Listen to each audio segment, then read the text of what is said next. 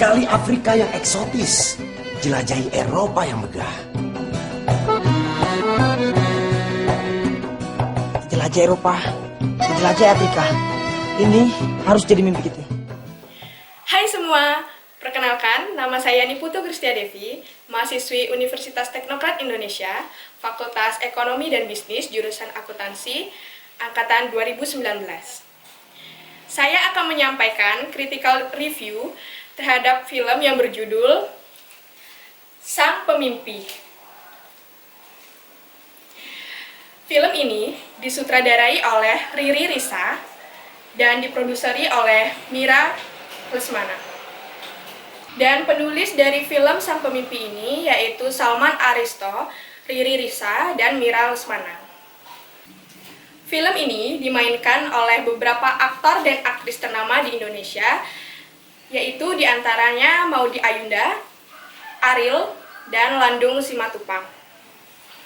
Musik dalam film Sang Pemimpi ini diaransemen oleh Said Effendi, dan film ini didistributor oleh Miles Film dan Mizan Production. Film ini dirilis pada tahun 2009. Film Sang Pemimpi ini diadaptasi dari novel Sang Pemimpi karya Andrea Hirata. Film ini bercerita tentang 3 orang pemuda miskin yang duduk di bangku SMA. Bersama mereka tinggal di sebuah rumah kontrakan di depan gedung bioskop yang pada saatnya membawa mereka pada masalah memalukan akibat dorongan masa puber mereka.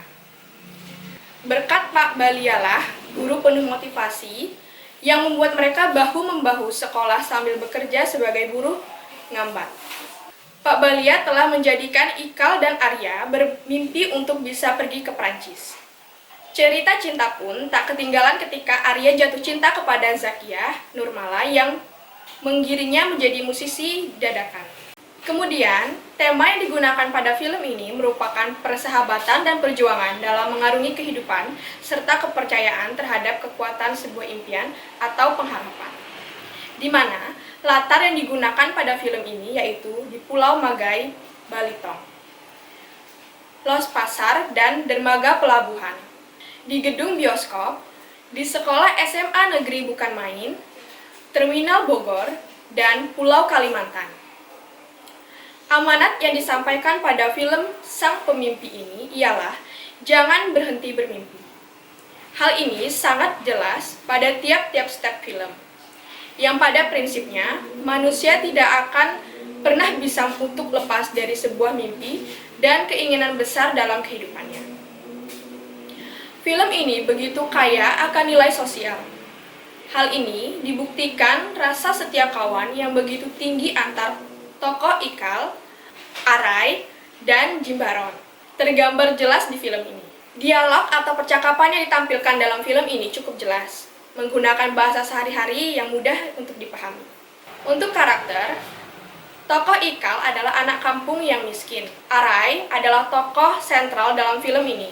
Dan Jimbaron, anak yatim piatu. Untuk teknik kamera, kameramen dalam film ini sangat baik. Teknik pengambilan gambar sangat jelas sehingga menampilkan tampilan yang menarik. Suasana yang dihadirkan pun sangat beragam, mulai dari sedih hingga gembira pada setiap adegannya. Untuk latar film ini, waktu yang digunakan adalah pagi, siang, sore, dan malam.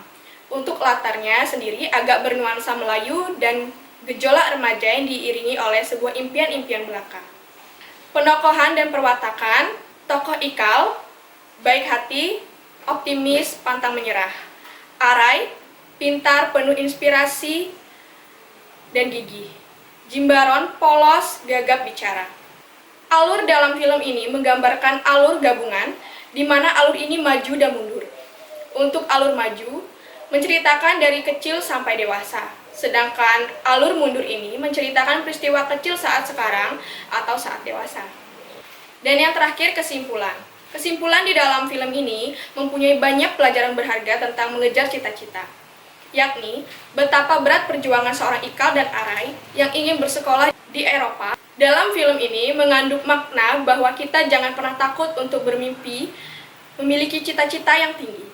Karena kita pasti bisa mewujudkannya dengan tekad yang kuat, meskipun banyak rintangan yang harus dihadapi. Sekian critical review dari saya. Untuk kurang dan lebihnya, saya mohon maaf. Saya ucapkan terima kasih.